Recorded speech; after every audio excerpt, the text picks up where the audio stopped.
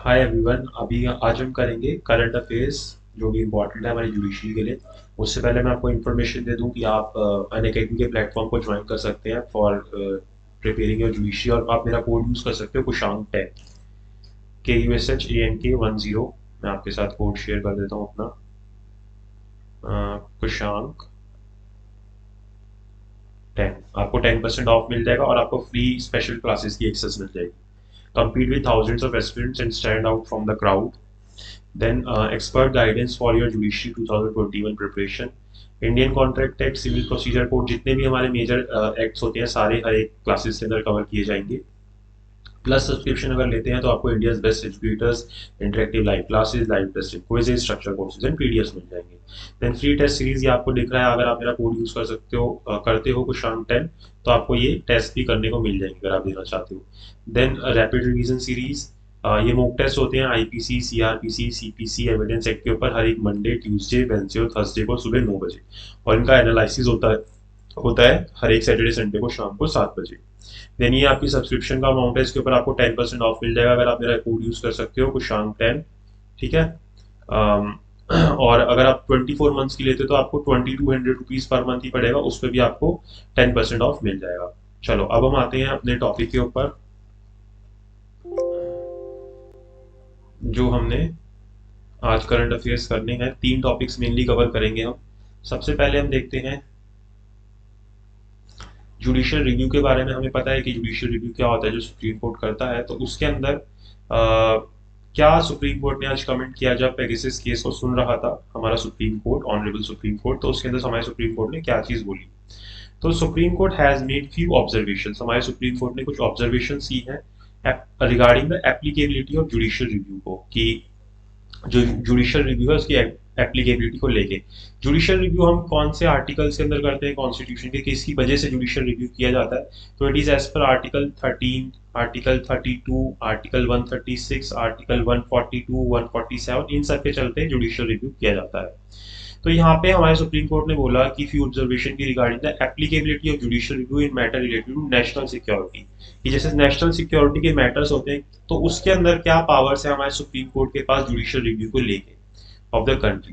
The court was responding to submissions made by Solicitor General of for the center in Pegasus snooping case. तो ये जो Pegasus snooping case चल रहा है इतने टाइम से, इसके अंदर Solicitor General of India जो है उन्होंने कुछ सबमिशंस की थी, उसके चलते ये ऑब्जर्वेशन हमारे सुप्रीम कोर्ट ने की।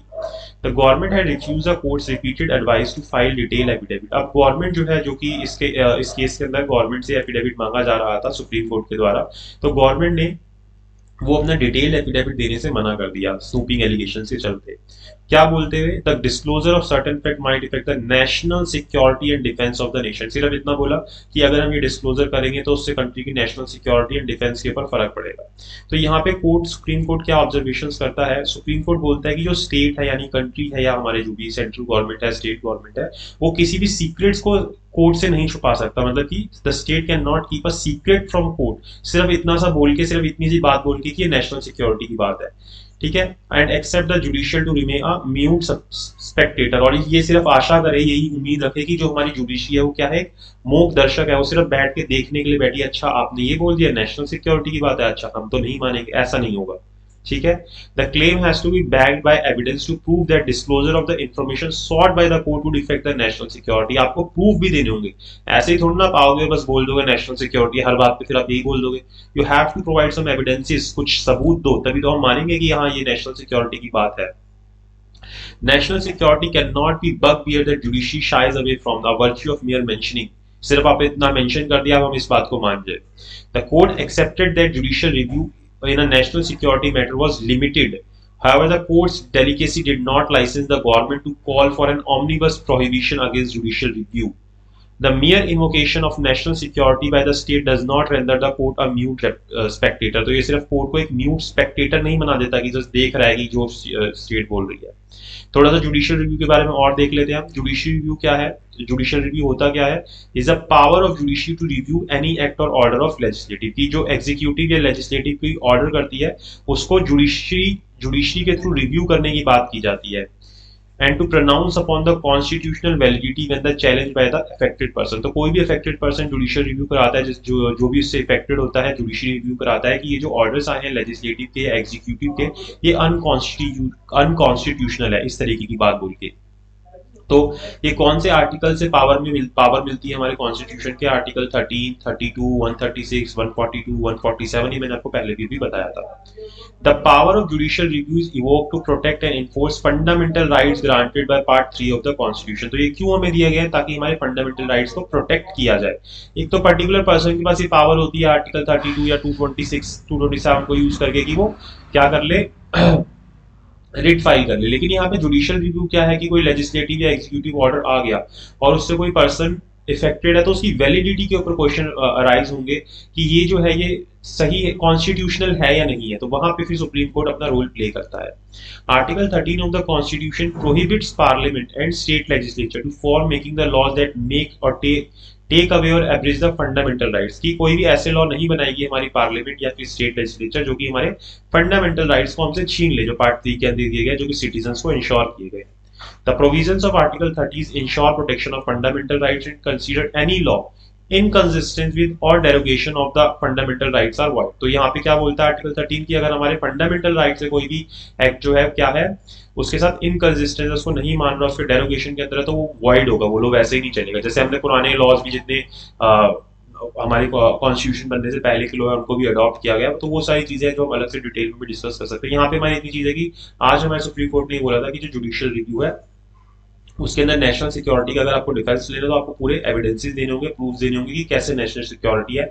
आप सिर्फ ये बोल के, गवर्नमेंट जो है सिर्फ ये बोल के कि ये नेशनल सिक्योरिटी की बात है, उससे भाग नहीं सकती।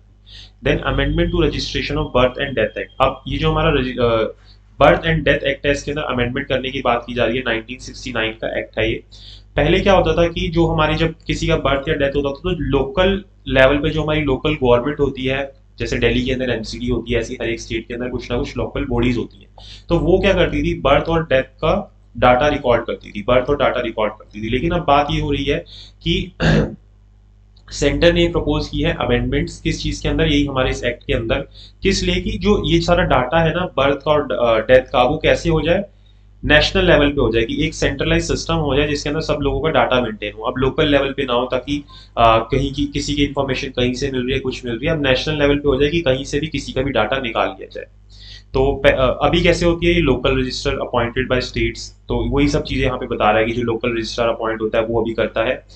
तो अब ये जो डाटाबेस है may be use to update population register, इससे पॉपुलेशन रजिस्टर जो है मेंटेन करना भी इजी हो जाएगा और इलेक्ट्रल रजिस्टर भी इजी हो जाएगा। And Aadhaar, ration card, passport, driving licence database, ये सारा डाटाबेस अब इजीली मेंटेन हो पाएगा। Then propose amendment by the centre, क्या अभी प्रपोज किया है सेंटर ने अमेंडमेंट के अंदर, that chief registrar appointed by the states would maintain a unified database at the state level, कि वो एक स्टेट लेवल पे यूनिफाइड डाटा मेंटेन करेंगे पूरी स्टेट के लिए। And integrated with the data of national level, जैसे मान लो हर एक स्टेट है उनमें एक लेवल पे एक डाटा इस तरीके से मेंटेन हुआ, इसने किया इसने किया, अब ये सारे मिला के नेशनल लेवल पे एक साथ अपना डाटा दे देंगे by the registrar general of India, जिसके लिए जो पूरा रजिस्ट्रार जनरल है उसके पास ये अपना डाटा दे देंगे। The amendment will apply that a center will be parallel repository of the data, ये parallel repository अपने पास भी इस तरीके का डाटा मेंटेन करेंगे। स्पेशल सब रजिस्ट्रार शैल बी अपॉइंटेड, अब ये एक और नई चीज लेके आ रहे हैं, स्पेशल सब registrar in the event of disaster with any or all of his powers and duties for on spot registration of death and issuance of exec thereof as may be prescribed। तो अभी जो special सब registrar होंगे ये सिर्फ कब active होंगे, जब जैसे मान लो कहीं पे कोई डिजास्टर हो जाता है, बाढ़ वगैरह आ जाती है, जैसे पीछे कितनी सारी बाढ़ आई थी, कहीं पे भी आती रहती है, या इस तरीके की कोई भी कैलेमिटीज आती है या कोई भी ऐसी चीज होती है, तो वहां पे ऑन द स्पॉट जाके ये जो स्पेशल सब रजिस्ट्रार होगा ये डेथ के रिकॉर्ड कर पाएगा और एग्जैक्ट नंबर्स जो है वो हमें मिल पाएंगी। तो उसके लिए जो हमारी गवर्नमेंट है वो अमेंडमेंट लाने की कोशिश कर रही है, लाएगी आगे चल के the registration of birth and death act के अंदर, जिससे कि काफी सारी चीजें ईजी हो जाएंगी। Then Mahatma Gandhi national fellowship phase 2, ये फेलोशिप लेके आई जा रही है। फर्स्ट फेज पहले आया था, अभी सेकंड फेज आ रहा है, फेज 2 आ रहा है इसके अंदर। तो जो गवर्नमेंट है हमारी ये फेज 2 लॉन्च कर रही है महात्मा गांधी नेशनल फेलोशिप का अंडर संकल्प। संकल्प है क्या? संकल्प है skill acquisition and knowledge awareness for livelihood promotion की। यहाँ पे स्किल एक्वायर करवाए जाते हैं लोगों को, किस चीज के लिए, ताकि वो लाइवलीहुड प्रमोशन कर पाए अपना, ये उस चीज का प्रोग्राम है, इसको संकल्प बोलते हैं इन शॉर्ट। तो संकल्प है क्या? Is a centrally sponsored scheme. संकल्प अपने आप में एक सेंट्रली स्पॉन्सर्ड स्कीम है। ऐसे क्वेश्चंस आपके एग्जाम में आते हैं ठीक है, जहाँ पे इस तरीके की स्कीम्स योजनाएं जो भी होती है वो पूछी जाती है। और ये ऐसी स्कीम है जिसको सेंट्रल गवर्नमेंट को जिसके लिए सेंट्रल गवर्नमेंट को कहाँ से फंड मिलता है, वर्ल्ड बैंक से मिलता है। Launch by ministry of skills development and entrepreneurship in January 2018 में लॉन्च की थी ये वाली मिनिस्ट्री ने। Sankalp engage with district skill committees, जितनी भी डिस्ट्रिक्ट लेवल पे स्किल कमिटीज होती है उनके साथ एंगेज रहती है, to effectively reduce the mismatch between the supply and demand of skilled man power की जो सप्लाई और डिमांड है, कि जो स्किल मैन पावर दे रही है कि यहाँ पे 10 लोग अवेलेबल है चाहिए 9, और दूसरे एरिया में हमें हमारे पास 8 अवेलेबल है चाहिए 9, तो यहाँ से एक लेके यहाँ दे दिया जाएगा। तो ये जो बैलेंस करना है ये सारी चीजें की जाती हैं। तो जितना भी यूथ है उसको उसको काम करने की अपॉर्चुनिटीज देना, कमाने की अपॉर्चुनिटीज देना, ये सब चीजें करना होता है। तो इस फेलोशिप में होता क्या, ये 2 साल लंबी फेलोशिप होती है, conceived to create opportunities for young, dynamic and individuals to contribute to enhance the skill development at the grassroots, कि वो अपने डेवलप स्किल लेवल मतलब ग्रास रूट लेवल पे अपने स्किल्स को डेवलप कर पाए और फिर उससे अर्निंग कर पाए। अब ये जो फेज 1 था MGNF phase 1 Mahatma Gandhi national fellowship phase 1, ये 2019 के अंदर लॉन्च हुआ था IIM बेंगलोर के अंदर एज अ एकेडमिक पार्टनर, कि उसको एकेडमिक पार्टनर रखा गया था। और इसके साथ साथ 69 are fellows currently deployed in 69 district across 6 state. तो इसके 69 फेलोज थे जिनको अलग अलग 6 स्टेट्स के अंदर डिप्लॉय किया गया है। देन अब ये जो फेज 2 है ये कब लॉन्च होगा, अक्टूबर 2021 के अंदर विद 661 MGNFs। पहले के अंदर सिर्फ 69 थे, यहाँ पे 661 है। Who will be diploid across all districts of country, ये सारी की सारी डिस्ट्रिक्ट्स में डिप्लॉय होंगे। 8 more IIMs have been bought taking the total of 9 IIMs। तो यहाँ पे 8 IIMs और जुड़ जाएंगे, पहले सिर्फ एक ही था, 8 और जुड़ जाएंगे, तो टोटल हमारे पास कितने IIMs हो जाएंगे, इसके अंदर 9 हो जाएंगे। इंडियन इंस्टीट्यूट्स ऑफ मैनेजमेंट जिनको बोला जाता है।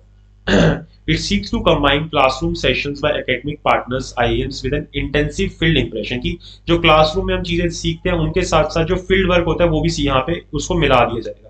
क्योंकि जैसे हमारा सिस्टम कैसा होता है कि हम क्लास में बैठ के चीजें सीखते हैं, हमें प्रैक्टिकली नहीं पता होती, तो वो चीजें ऐसी हो जाएंगी। जैसे हम लॉ स्कूल में ज्यादातर बच्चे क्या करते हैं कि सिर्फ जो हमें बुक्स में पढ़ाया जा रहा है वही सीख रहे हैं, लेकिन जो कोर्ट रूम्स में होता है वो हमें नहीं पता होता, जो मूड कोर्ट होते हैं वो भी इतने अच्छे से नहीं ऑर्गेनाइज हो पाते, तो वो इसलिए ये चीजें की जा रही है। ठीक है, the sharp focus on developing skill for local needs give impetus to the vocal for local. तो इससे जो है वोकल फॉर लोकल जो है वो इंक्रीज होगा, जो हमारी गवर्नमेंट चाहती है। And also building an industry relevant skill base will help cause आत्मनिर्भर भारत, और इससे आत्मनिर्भर भारत भी बढ़े। एलिजिबिलिटी क्या है, अगर किसी को इसके अंदर फेलोशिप लेनी है तो उसकी एज जो है 21 से 30 ईयर्स के बीच में होनी चाहिए, और कम से कम उसके पास ग्रेजुएशन डिग्री होनी चाहिए किसी रिकॉग्नाइज यूनिवर्सिटी से, और वो सिटीजन ऑफ इंडिया होना चाहिए। तो बहुत बेसिक सी चीज है।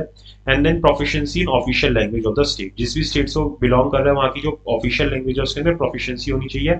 Of the state of field work will be mandatory. तो ये चीज जो है हमारी मैंडेटरी है। 3 बातें हमने यहाँ पे कवर की है। एक हमने महात्मा गांधी नेशनल फेलोशिप को देखा, देन हमने judicial review in matter related to national security देखा, एंड देन जो अमेंडमेंट्स आ रही है to registration of birth and death act 1969 उसके बारे में देखा। आई होप यहाँ तक आपको समझ आया। अगर आपको कोई भी डाउट हो तो आप मुझसे पूछ सकते हो कमेंट बॉक्स में। इसके अलावा आप मुझे इंस्टाग्राम पे फॉलो कर सकते हो कुशांक एम के नाम से, और फेसबुक पे भी अगर आपको कोई मेरे को मैसेज करना हो तो कर सकते हो, कुशांक मित्तल नाम से ही मिलूंगा। Thank you so much.